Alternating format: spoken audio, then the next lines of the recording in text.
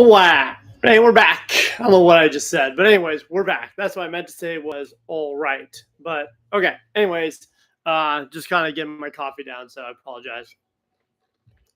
Today's gonna be a little bit different. Today's gonna be a good one. Today's gonna be one that came to me last night that honestly is top of mind for me because it's been something I've been going through. 2024 was one of those years where if it could have happened, it did happen. It was a crazy year, and I went through some dark times and dealt with a lot of anger, resentment, and it was just not typically how I am.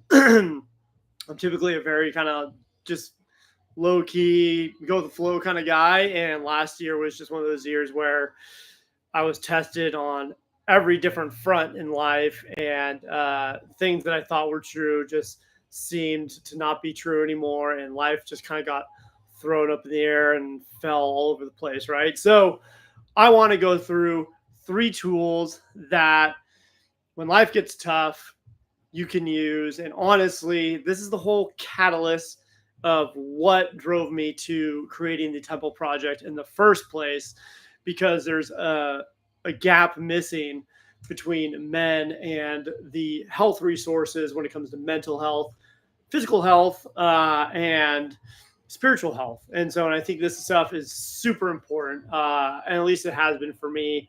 And if I can help any other guy out there or anybody in general who's struggling to maybe not struggle as long or as bad, then that is a win in my mind. And so let's go ahead and dive into it. And I want to kind of say that I went to a service this last Sunday at the church that I go to here in Danville at CPC. That I'm going to post the link to that service in the chat or somewhere, because that was a really powerful service, and it's pretty much exactly what I'm going to go through, because it really helped to clarify and define a systematic approach really to tools that can help you to overcome hard times in life. And it's really hard, especially as a guy. And I can only speak to men and my experience, but I can't speak for women or whatnot. But I just know that in general, from my experience, it's a lot harder for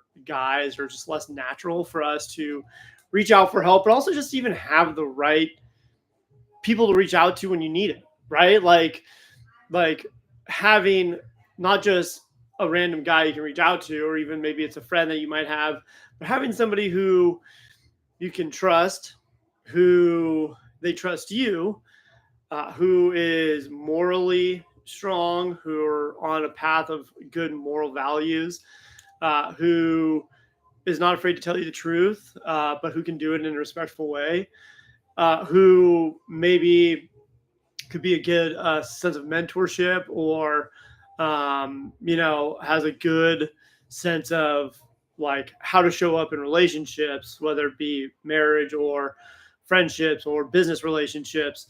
And sometimes these things maybe don't come from just one person, but a multitude of people, right? But I think there's a core piece there that they have to be somebody who is, I guess, growing, or who has the capacity to continue to learn and hold themselves to a certain standard. I think that's very important, because there's a lot of people out there who you can talk to, but maybe they're not the right person to talk to for a multitude of reasons. So anyways, let's go ahead and dive into the 3 tools. And it kind of starts with the first one, which is the support of a community. And this kind of goes to what I was just talking about, but like having a strong community of people that you can rely on, who rely on you. And it's a symbiotic relationship of a give and take, because not everybody's going to be doing great all the time. But having a strong community and support system is super important. And I think one of the things for me that I was really missing and was looking for, especially when I was going through this tough time, was a strong community, and especially a strong community of men.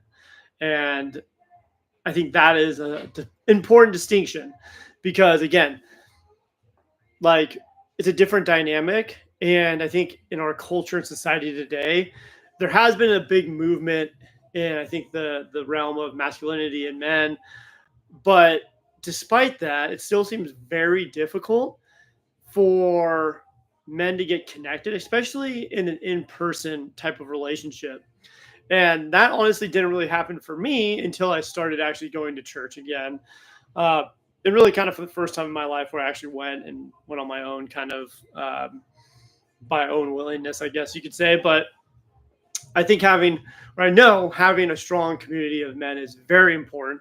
And part of my goal is really developing a community where we can have in person connections for men and men's spaces, because I just think that's so much more important. Like online is great, but like having that in person connection is huge. And so whether it be a church community, whether it be, when I was going to Alcoholics Anonymous, 12 step was great. They have different men's meetings and stuff like that. Maybe you already have a strong core group of men that you interact with and stuff. But again, it needs to be something that's more based on not just like, hey, we hang out and go get drinks or something like that, but like an actual relationship that encourages growth, accountability, and some of those stronger masculine values and traits that are important, especially in today's society. So, anyways, supportive of community, that's number one. All right. Number two, like how I tried to hide this stuff. That's some good tape. Geez. That's some good Scotch tape right there. All right, number two, the help of a professional and having a care team. This one I thought was really good when I heard it. But sometimes we need extra help, right? And in fact, for me, last year, that was one of the things I did was in my kind of time of, bouts of depression and anger, all this stuff. I was reading books, I was watching videos, listening to all sorts of things online.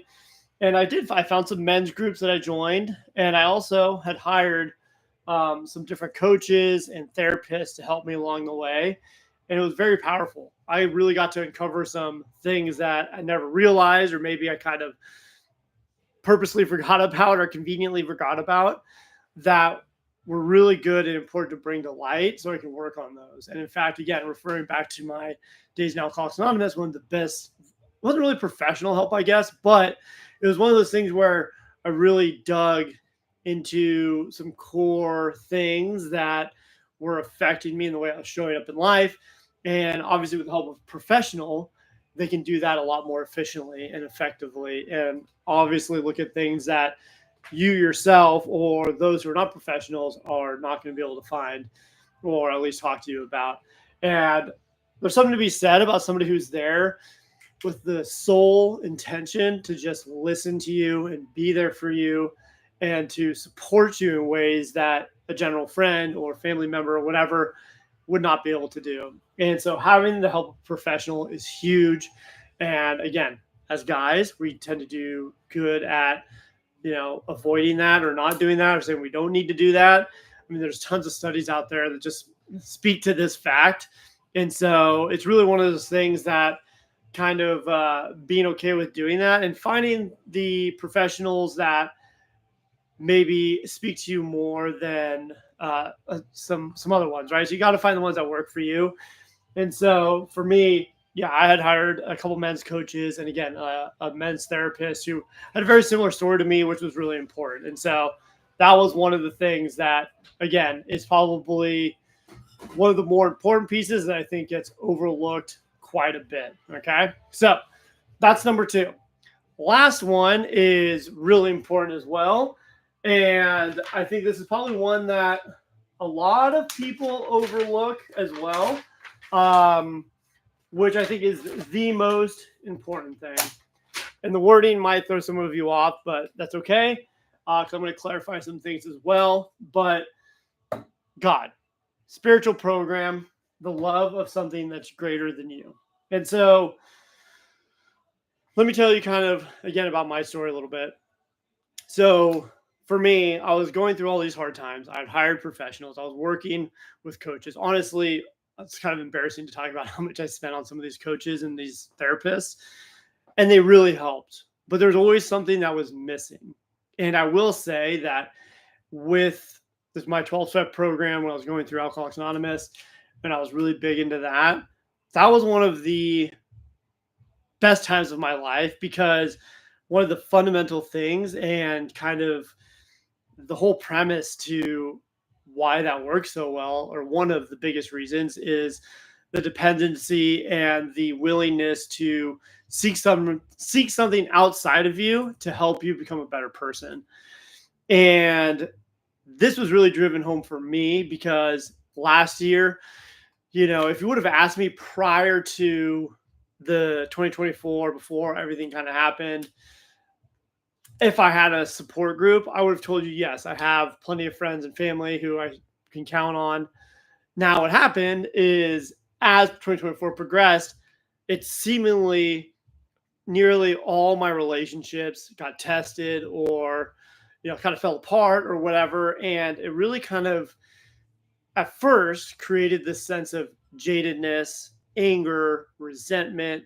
And it was really tough to deal with because here are these people who I loved, right? Or like I felt close to.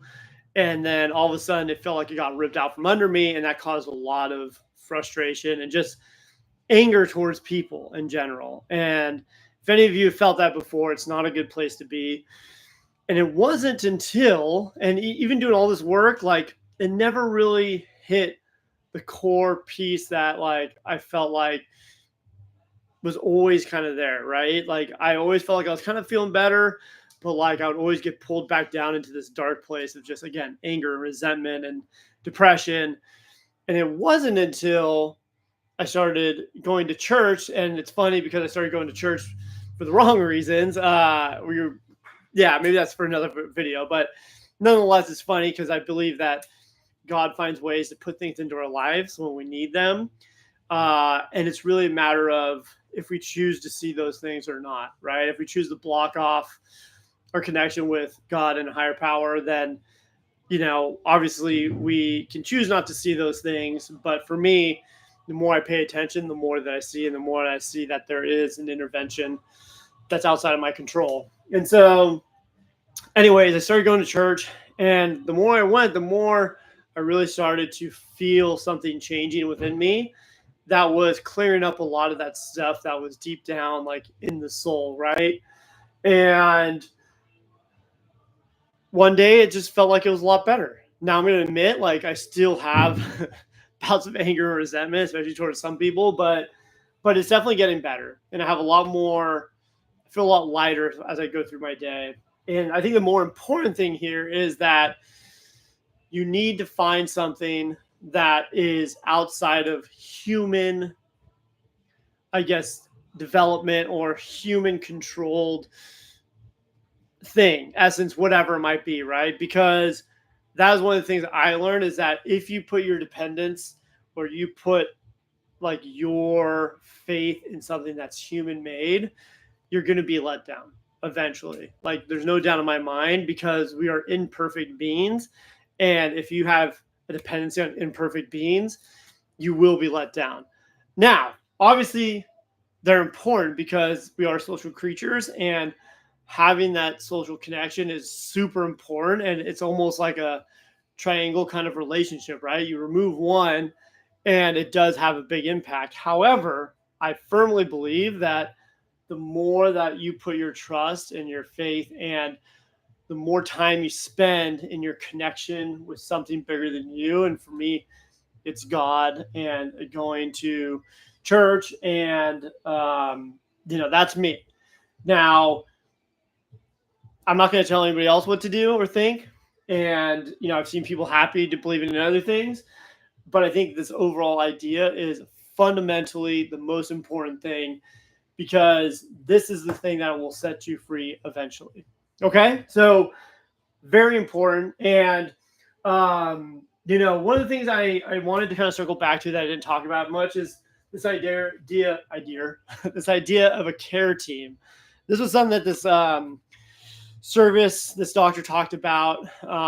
And she talked about having like kind of a team of care professionals, right? And so, as a fitness coach, I thought that was kind of cool because she talked about have, like, for me, for instance, one of the things that really was powerful for me, and I think now, like, when I kind of get back to a place where I can do this, having now that I have much more of a strong foundation, and this is kind of the groundwork. This is like this you need to have this as the foundation before you build upon it.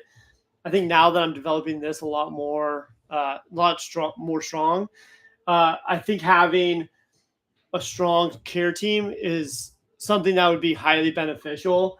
And what's cool is you can have, your fitness professional, you could have your therapist or your men's coach or whatever it might be. And I think that was kind of a cool idea of having a care team that supports you. And when we really kind of take a step back and you look at how all these things can interact, for me, had I don't know, known this prior to 2024, like during that time, I think this would have saved me a lot of headache and a lot of pain.